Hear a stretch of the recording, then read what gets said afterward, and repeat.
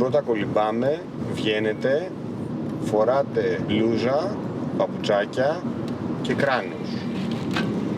Θα πάρετε τα ποδηλατάκια σας, μετά θα τα αφήσετε εκεί πέρα που θα σας πούνε και θα τρέξετε.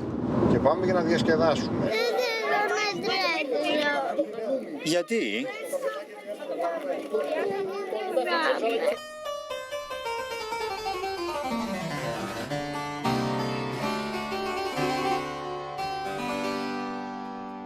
Είμαι ένας απλός άνθρωπος που είχε την ατυχία ή ίσως τελικά και την τύχη να γεννηθώ διαφορετικός από τους περισσότερους ανθρώπους. Να γεννηθώ με αναπηρία.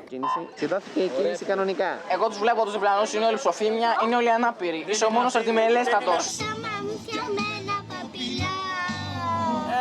Στάμα μου κάνεις ό,τι θέλεις. Ήταν πολλές οι ώρες της προπόνησης και πολύ μεγάλη απουσία από το σπίτι. Αλλά και όταν ήταν στο σπίτι, το μυαλό του δεν ήταν εκεί. Και εγώ ήμουνα μια μαμά που ξαφνικά απέκτησε 3 παιδιά. Εκεί που είχα 2 παιδιά και έναν άντρα. Και τώρα ήρθε ο υπέρτατος στόχος για τον Γιάννη και για τον κάθε άνθρωπο που κάνει τρίαθλο, το Ironman. Ναι, ξέρεις, είναι αυτός ο αγώνας. Τίποτα σπουδαίο δηλαδή.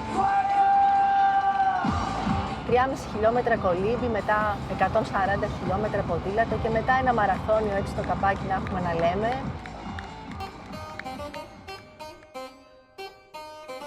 Όταν μεγαλώσεις θέλεις να γίνεις Ironman? Ναι.